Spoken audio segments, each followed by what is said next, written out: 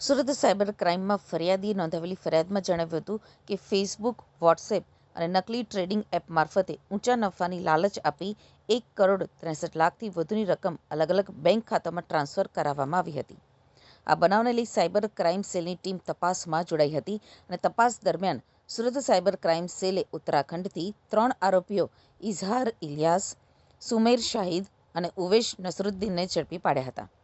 આરોપીઓ કમિશનના લોભમાં પોતાના તેમજ અન્ય લોકોના બેંક ખાતા સાયબર ઠગોને આપતા.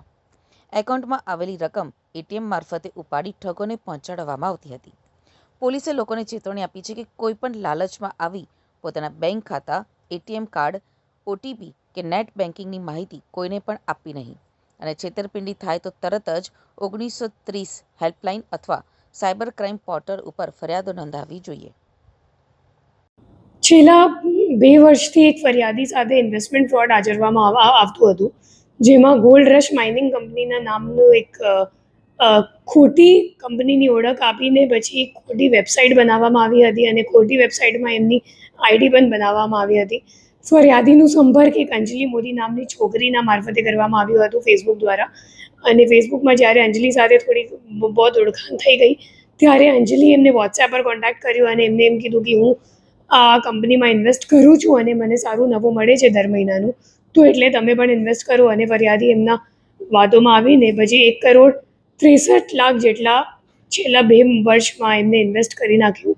અને જ્યારે વિડ્રોવલની વાત આવી તો ત્યારે એમને ખબર પડી કે એમની સાથે છેતરપિંડી થઈ ગઈ છે, કેમ કે પછી વિડ્રોવલ માટે એ લોકો જે સામેવાળી કંપની છે એમની પાસેથી અલગ અલગ ચાર્જિસના બહાને અન્ય રૂપિયા પણ મેળવવા માટે પ્રયત્ન કરતી હતી.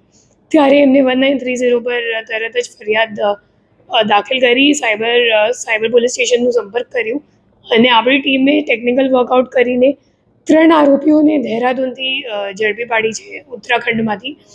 અને જે તમામ આરોપીઓ છે એ મોહમ્મદ ઇઝહાર જે અકાઉન્ટ હોલ્ડર છે એ છે.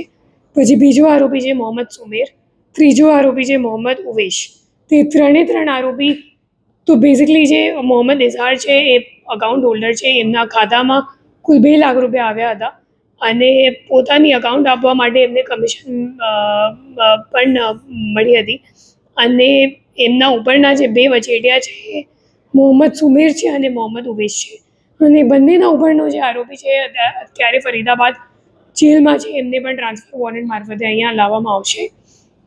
એ 3 આરોપીઓ કમિશન માટે પોતાના બેંક એકાઉન્ટ આપતા હતા. આજે એક ઇન્વેસ્ટમેન્ટ કંપની છે એમની, અને જે ઇન્વેસ્ટમેન્ટ કંપની છે એમની જો સર્વર છે એ સિંગાપોરમાં છે. તો ખરેખર જે મુખ્ય માસ્ટર માઇન્ડ છે એ લોકો ઇન્ડિયાની બહાર બેસીને પછી આરોપીઓને અહીંયા સોશિયલ મીડિયા મારફતે એ લોકો ટ્રેપ કરે છે.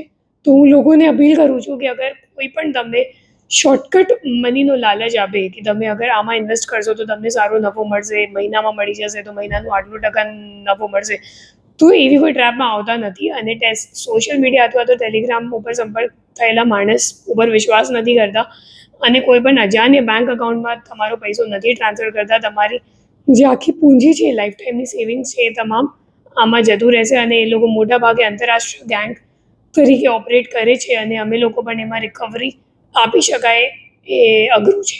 તો એટલા માટે તમે અગર સતર્ક રહેશો તો તમારી સાથે કદાચ સાયબર ફ્રોડ નહીં બનશે.